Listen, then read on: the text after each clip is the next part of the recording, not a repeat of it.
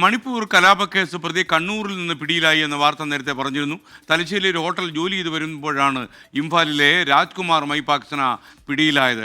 അരുൺ പൂപ്പറമ്പ് വിവരങ്ങൾ നൽകാൻ കണ്ണൂരിൽ നിന്ന്. അരുൺ, കൂടുതൽ വിശദാംശങ്ങൾ. തലശ്ശേരിയിലെ ഒരു ഹോട്ടലിൽ ജോലി ചെയ്ത് വരികയായിരുന്നു ഈ രാജ്കുമാർ. കഴിഞ്ഞ കുറച്ചു ദിവസമായി NIA നിരീക്ഷണത്തിലായിരുന്നു ഇയാൾ. അതിനുശേഷം ആരോഗ്യ പ്രവർത്തകർ എന്ന് പറഞ്ഞാണ് NIA ഉദ്യോഗസ്ഥർ ഈ അതിഥി തൊഴിലാളികൾ താമസിക്കുന്ന ഈ തലശ്ശേരിയിലെ ക്വാർട്ടേഴ്സിലേക്ക് എത്തിയത്. അവിടെ ഈ രാജ്കുമാർ ഉണ്ടായിരുന്നു. അതിനുശേഷം ഈ മഴക്കാല പൂർവ്വ പ്രതിരോധ പ്രവർത്തനത്തിന്റെ ഭാഗമാണെന്ന് പറഞ്ഞ് ഇവരുടെയൊക്കെ ഐഡന്റിറ്റി കാർഡൊക്കെ ഈ NIA ഉദ്യോഗസ്ഥർ വാങ്ങിക്കുന്നു.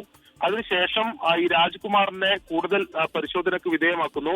ഇയാളുടെ കഴുത്തിലൊരു പച്ച കുത്തിയിട്ടുണ്ട്. അതായിരുന്നു ഇയാളെ തിരിച്ചറിയാനുള്ള അടയാളം. അത് കൃത്യമായി തന്നെ NIA ഉദ്യോഗസ്ഥർക്ക് തിരിച്ചറിയാൻ കഴിഞ്ഞു. ഇയാളുടെ കഴുത്തിൽ പച്ച കുത്തിയിട്ടുണ്ടായിരുന്നു. അങ്ങനെയാണ് ഇയാളെ NIA കസ്റ്റഡിയിൽ എടുക്കുന്നത്.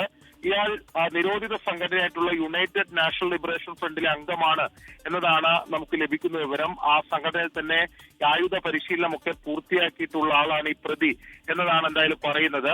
ഇയാൾ ബംഗളൂരുവിൽ നിന്നാണ് ഈ തലശ്ശേരിയിലേക്ക് എത്തിയതെന്നാണ് ആ ഹോട്ടൽ ഉടമയോടൊക്കെ ജോലിയിൽ പ്രവേശിക്കുന്ന സമയത്ത് പറഞ്ഞത്. പക്ഷേ NIA പരിശോധനയിൽ അവരുടെ അന്വേഷണമൊക്കെ കണ്ടെത്തിയത് ഇയാൾ കുറച്ചു കാലമായി തിരൂരിൽ ഉണ്ടായിരുന്നു എന്നതാണ്.